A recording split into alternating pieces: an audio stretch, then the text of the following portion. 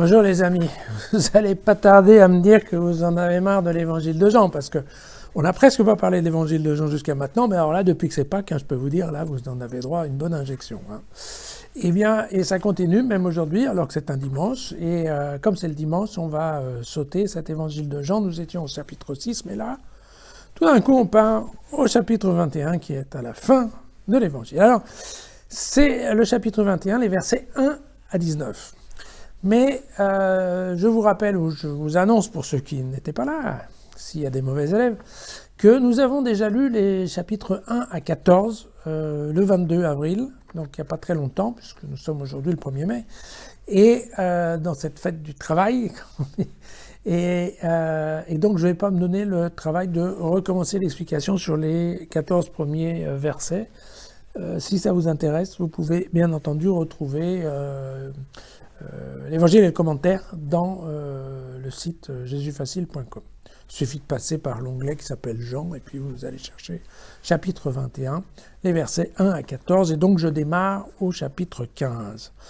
Vous venez le 1 à 14, donc c'était cette histoire qui était au bord du lac de Tibériade, dans lequel le fameux épisode de la pêche miraculeuse, et je vous avais expliqué que pour Jean, il a mis cette pêche miraculeuse après la résurrection. Et c'est, vous vous souvenez, il y avait cette anecdote que Simon-Pierre s'était balancé à la flotte quand il avait su que c'était Jésus qui était là. Enfin bon, voilà. Et donc, il y avait un petit feu avec des poissons en train de griller. Je ne sais pas si vous avez tout ça. Jésus leur fait jeter le filet à droite de la barque. Ils reviennent, il y a 153 poissons. Il n'y avait plus que 7 disciples, et 7 c'est la totalité. Les 153 poissons, c'était l'ensemble des espèces qui étaient connues, et vous savez que le filet ne craquait pas parce que l'Église résiste. Bien. Et donc nous en sommes là. Après le repas, Jésus dit à Simon-Pierre, « Simon, fils de Jean, m'aimes-tu plus que ceux-ci » Je vous rappelle, ils ne sont plus que 7 à ce moment-là. Il répondit, « Oui, Seigneur, tu sais que je t'aime. » Et Jésus lui dit alors, « Paie mes agneaux. » Paie du verbe paître. Surveiller un troupeau, d'accord, pour que les animaux puissent paître l'herbe des prairies. Voilà. Paie mes agneaux. Une seconde fois, Jésus lui dit, « Simon, fils de Jean, m'aimes-tu » Et il répondit, « Oui, Seigneur, tu sais que je t'aime. » Et Jésus dit, « Sois le berger de mes brebis. »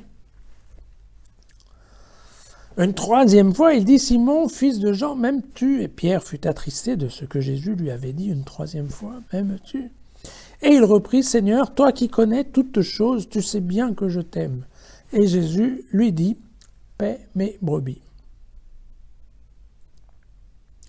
En vérité, je te le dis, quand tu étais jeune, tu nouais ta ceinture et tu allais où tu voulais. Lorsque tu seras devenu vieux, tu étendras les mains, et c'est un autre qui nouera ta ceinture et qui te conduira là où tu ne voudrais pas. Jésus parla ainsi pour indiquer de quelle mort Pierre devait glorifier Dieu. Et après cette parole, il lui dit, « Suis-moi » Et suis-moi, vous vous souvenez, c'était exactement cette parole qu'on retrouvait dans l'évangile de Marc, de Matthieu et de Luc, quand Jésus, sur le même lac de Tibériade, était en train de faire le recrutement des 4 premiers disciples. D'accord ? Il disait à tous, « Ok, venez, suis-moi, suivez-moi. » D'accord ? Non. Il est évident que les 3 questions que pose Jésus à Simon font miroir avec les 3 reniements de la passion. Vous vous souvenez que Pierre, quand on lui demande « Mais tu étais avec lui ?» il répond « Non, je ne le connais pas. » D'accord. Et donc, en effet, là, il doit répondre « Tu sais que je t'aime » 3 fois. Et l'idée, c'est que, en effet, les 3 déclarations d'amour vont l'emporter sur les 3 reniements, sur les 3 épisodes de reniement. Donc, ce qui veut bien dire que, quand même, Pierre...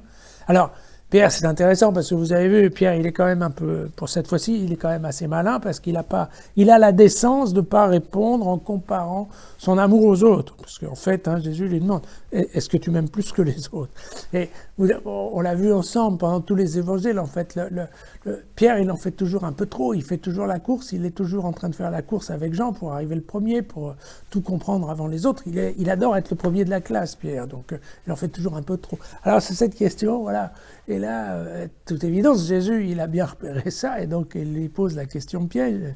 Il dit, non, toi, t'es bien meilleur que les autres. Hein. Et Pierre n'est pas idiot, il répond non, mais attends, toi tu sais que je t'aime, d'accord. Il tombe pas il tombe pas dans ce piège-là, bien évidemment. Mais ce qui est voilà, parce que ce qui s'est passé en fait, c'est que voilà, Pierre a renié, mais il a admis qu'il avait renié, puisque dans la barque d'ailleurs il dit détourne-toi de moi. Enfin bon, et donc le fait d'admettre sa faute, quelque part, l'a effacé. D'accord ? Et la preuve d'amour, encore une fois, voilà, la création de l'Église se fait sur la base d'une déclaration d'amour. Ça nous rappelle ce que disait Jean il y a 2 jours. Dieu a tant aimé le monde. Et là, clairement, voilà, Pierre a tant aimé Jésus. D'accord ? C'est l'amour qui, globalement, détermine beaucoup de choses dans l'évangile de Jean et dans la vie de Jésus, probablement. Alors, bon, c'est comme ça que c'est présenté. En plus de ça, il est fort probable, et je ne vais pas croire autrement, et probablement Pierre est aussi le plus compétent de tous ceux qui sont là. C'est le plus compétent, c'est le plus dynamique, c'est le plus...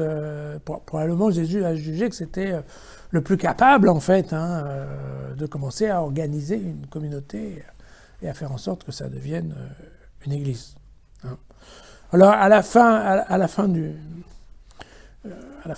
passage, on a une petite ouverture. Vous savez, là, cette phrase qui est Jésus parla ainsi pour indiquer de quelle mort Pierre devait glorifier Dieu. Donc, c'est l'histoire des mains étendues.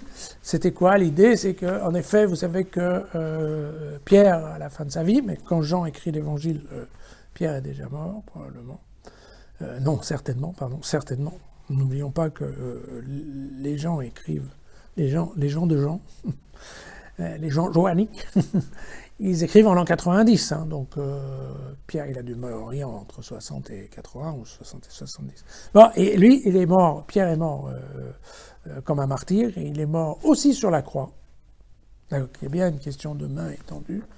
Bon, après, l'anecdote ou la tradition dit qu'il a voulu à ce qu'il soit tête en bas parce qu'en fait, effectivement, c'est la même manière de mourir que Jésus, mais il ne voulait absolument pas être au même point que Jésus, et donc il a préféré se fermer. Il a demandé à ce qu'on lui mette la tête en bas. Ça fait partie de la tradition. Encore une fois, il n'y avait pas grand monde pour filmer le moment, donc bon, voilà, on n'en sait pas plus que ça. Ce qui est par contre certain, c'est que c'est ça. Pierre était le dernier à être choisi, dans tous les évangiles c'est comme ça, Simon-Pierre c'est le dernier qui est choisi, et vous voyez que ça va être le premier qui va être dans l'église et qui va monter l'église. Voilà. Et bon, après, ce qui est amusant, c'est vrai que par rapport à cette... vous savez, vous vous souvenez, dans l'évangile de Marc, Jésus leur dit tu seras maintenant pêcheur d'hommes. Et bon, dans le cas de Pierre, vous voyez que Pierre n'aura pas été pêcheur, n'est pas pêcheur d'hommes, il aura été plutôt berger d'un troupeau de brebis. Voilà. On se retrouve demain.